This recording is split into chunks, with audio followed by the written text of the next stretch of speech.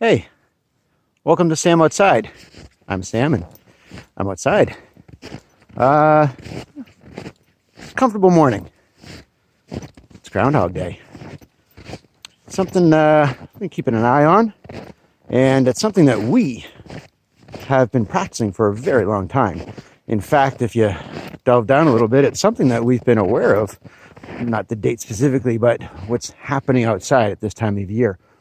Been doing it since recorded history, when we were more deeply connected to the land and the ongoing of wildlife, the patterns. And it was pretty obvious that at a certain time of year, a bunch of the wildlife made different choices about how they're going to spend their winters. And something happens at this time of year. A little bit to do with the lunar cycle, a little bit to do with, weather patterns. And of course, climate change is affecting a little bit of the true nature and the reality of that. But Groundhog Day specifically, again, relating back to the lunar calendar, the second null moon or no moon of the season of your calendar year. If you subscribe to a 12-month calendar, which most of us do. But, more back to actual related history. The Feast of Ferrera, a Roman celebration, midpoint between the winter solstice and the spring equinox. We're like, hey, you made it. The worst is almost over. Reason to celebrate. Those celebrations and cultural practices adopted by later religions, Catholicism, candlelit celebration, the revealing of the body of Christ in and around this date, but again, not specific to February 2nd. But again, sort of an acknowledgement and adaptation or adoption of that practice. In more recent European history, agricultural celebrations, the awareness of certain wildlife, certain animals, making their first appearance, coming out, taking a look around, making a decision. Am I going to stay or am I going to go? What's happening? The biggest reason to celebrate would be the first observation of a bear. So yeah, before the groundhog, we were celebrating the bear day, or they were celebrating the bear day. But yeah, no one wants to get close, spend some time, watching a bear's den, right? Hangry things. So the European observation of a fox or a badger. And of course we get Puxatawny Phil, all right? Pennsylvania celebrity, Pennsylvania Dutch, looking forward to celebration of the crops. And the theory goes is that when a otherwise hibernating animal comes out, takes a look at the weather, barometric pressure, highs and lows, taking a look at temperature, obviously. What are my prospects in the availability of food or food in the near future, as well as the ability, the capacity to, roam my range, check out my territory, and find mates for the spring. And of course, in this part of the world, groundhogs a little more popular, a little readily available.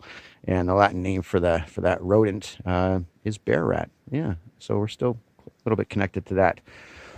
But the fascinating thing about the groundhog specifically is that it is one of nature's few true hibernators. A lot of animals go missing, but we're using that term hibernation pretty loosely. Medical terms, that animal's body getting as near to the environmental conditions. And what I mean by true hibernators is that other than the groundhog, it's actually bats. Bats and groundhogs, true hibernators. Their body temperature goes from about 37 degrees Celsius right down to about 2 or 3. Pretty close to being frozen. 1 or 2 heartbeats per minute, as opposed to, could be 80 for that size of rodent. They will lose 3/4 of their body weight, and your body's consuming that.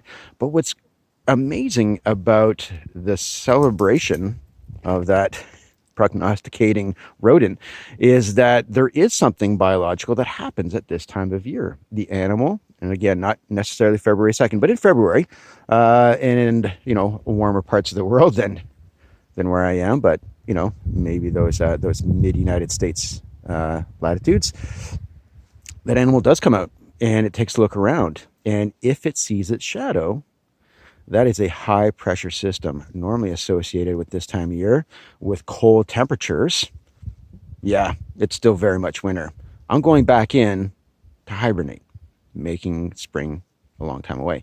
But on a day like today where I am, if that animal comes out, there's no shadow, there's no sun, but it's still cold.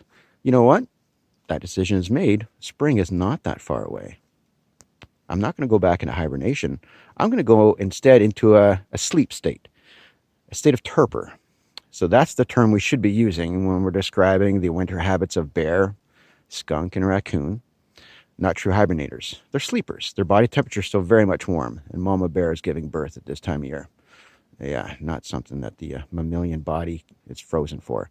So yeah, they're warm in their dens, again, relying on fat stores or caches or a little bit of both, but they're not hibernating. When we use the word hibernation, we're actually referring to those things that are actually quite frozen. Reptiles, amphibians, right? So our frogs or turtles or snakes, salamanders, a lot of insects, they're actually hibernating. And that's what makes the groundhog and the bats so very special. But we acknowledge the groundhog today because it does warm up, takes a look around. Again, not necessarily February 2nd, but humans have a small part to play in that celebration and that practice, but it is something that happens in nature. So yeah, that animal's being studied. It's crazy. How are we going to achieve long-term space travel? What can we do to the human body to put in suspended animation? Well, who else can do that? Well, we don't want to sleep because we don't have the resources, our body's not, but hey, maybe we could freeze ourselves. So somebody's actually out there, taking a look at that animal's chemistry, that blood chemistry, its internal organs, saying like, can we do that to humans? Is that a thing? We want to go to Mars. So yeah, it's easier to find groundhogs than bats. In other parts of the world, it might be on other animals that do it, but it's pretty unique adaptation. I am very much in tune with the weather. I spent so much time outdoors. It's part of my career. It's part of my daily practice. Yeah, I am in tune with weather changes, lunar cycles, pressures, fronts coming in, leaving, wind chill factors, changing the way I dress, how much time I put myself at risk of exposure. But yeah, at this time of year, wondering what that groundhog is going to do for us. Appreciate you taking the time. Grateful for the life that I lead and the time I get to spend outdoors and what it does for me, which helps my family. Do yourself a favor. Get outside. It's healthy. You're worth it. Thanks.